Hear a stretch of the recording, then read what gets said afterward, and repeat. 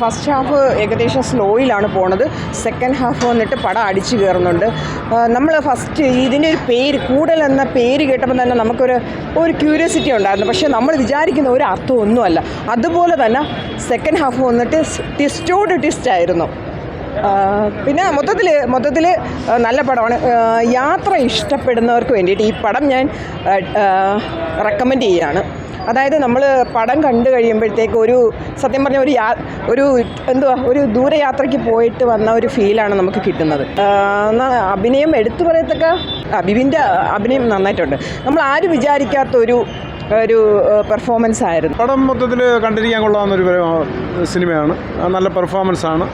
3 female oriented ആയിട്ടുള്ള characters എല്ലാം നന്നായിട്ട് ചെയ്തിട്ടുണ്ട്. ഒരു വെറൈറ്റി ഉള്ളൊരു സബ്ജക്റ്റാണ്. ഒരു ത്രില്ലർ ജോണറിൽ പെടുന്നൊരു സബ്ജക്റ്റാണ്. എടുത്തു പറയാൻ സബ്ജക്റ്റിൻ്റെ മേക്കിംഗ് തന്നെയാണ് എടുത്തു പറയാനുള്ളത്. നല്ല രീതിയിൽ മേക്ക് ചെയ്തിട്ടുണ്ട്. പുതുമയുള്ള സബ്ജക്റ്റുമാണ്. അടിപൊളി സിനിമയാണ്. ഫാമിലിയായിട്ട് വന്നിട്ട് കണ്ടിരിക്കാൻ പറ്റുന്ന ഒരു പടമാണ്. അടിപൊളി. അടിപൊളി. ഇന്നിപ്പോൾ കേരളത്തിൽ ഓടുന്ന സിനിമകളിൽ വെച്ച് ഏറ്റവും നല്ല കഥ അവതരണം നന്നായിട്ടുണ്ട്. പേര് കേട്ടപ്പോൾ ഇത്ര പ്രതീക്ഷിച്ചില്ല. നല്ല സിനിമ. ആരുടെ നല്ല രീതിയിൽ അഭിനയിച്ചിട്ടുണ്ട് എല്ലാവരും. പിന്നെ കഥ ഉഗ്രം കഥ. ഇന്ന് കേരളത്തിൽ വെച്ച് കാണുന്ന തിയേറ്ററിൽ ഓടുന്ന സിനിമകളിൽ വെച്ച് ഏറ്റവും നല്ല സിനിമ ആണ്. ഒട്ടും ബോറടിക്കില്ല. നല്ല ക്ലൈമാക്സ് കൊള്ളാം. നല്ല പെർഫോമൻസാണ്. നല്ല ക്യാമറ എല്ലാം കൊള്ളാം. അത്യാവശ്യം കണ്ടിരിക്കാൻ പറ്റുന്ന നല്ലൊരു മേക്കിംഗ് ആണ്. നല്ലൊരു സിനിമയാണ്. ബിബിൻ ജോർജിൻ്റെ ഇതുവരെ നമ്മൾ കാണാത്തൊരു ക്യാരക്ടറാണ്. അങ്ങനൊരു സംഭവമാണ്.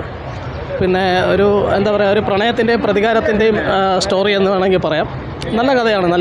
നല്ല മേക്കിംഗ് ആണ്. അത്യാവശ്യം കണ്ടിരിക്കാൻ പറ്റുന്ന നല്ലൊരു ഫിലിമാണ്. ഓഡിയൻസിന് കണക്റ്റ് ആവുമെന്ന് വെച്ചാൽ തീർച്ചയായിട്ടും കണക്റ്റ് ആവും. എന്നെ സംബന്ധിച്ച് ഞാൻ കാണാൻ പ്രധാനം യാത്ര ഇഷ്ടപ്പെടുന്നത് കൊണ്ടാണ്. എൻ്റെ ജീവിതത്തിൽ ഏറ്റവും ഓർക്കാൻ ഇഷ്ടപ്പെടുന്ന ഒരു സംഭവം ചോദിച്ചാൽ ഞാൻ പെട്ടെന്ന് എടുത്ത് പറയുന്നത് എൻ്റെ കോളേജ് ജീവിതത്തിൽ ആ യാത്രയായിരിക്കും. ഇതുമായിട്ട് ഈ സിനിമയായിട്ട് ഭയങ്കര റിലേറ്റീവ് ചെയ്ത് നമുക്ക് ചിന്തിക്കാൻ പറ്റും. അതായത് ഈ സിനിമ കാണുമ്പോൾ നമുക്ക് ആ പഴയ കാലഘട്ടത്തിലേക്ക് ഓടിപ്പോകാൻ പറ്റും. ഞാൻ എടുത്തു പറയുന്ന ഇതാണ്, നമുക്കൊരു യാത്ര കഴിഞ്ഞ് വന്ന അനുഭവം തന്നെയാണ് ഈ സിനിമ. പ്രേക്ഷകർ ഈ സിനിമ അത്യാവശ്യം ഓടാൻ ചാൻസ് ഉള്ള ഒരു പടം തന്നെയാണ്. മൂവി അടിപൊളിയായിരുന്നു. നല്ലതായിരുന്നു. അടിപൊളിയായിരുന്നു. കണ്ടോണ്ടിരിക്കാൻ കൊള്ളാം. നല്ല പടമാണ്. പക്ഷേ പടം നമുക്ക് എല്ലാവർക്കും ഇഷ്ടപ്പെടും. തീർച്ചയായും കാണണം. അടിപൊളി മൂവിയായിരുന്നു.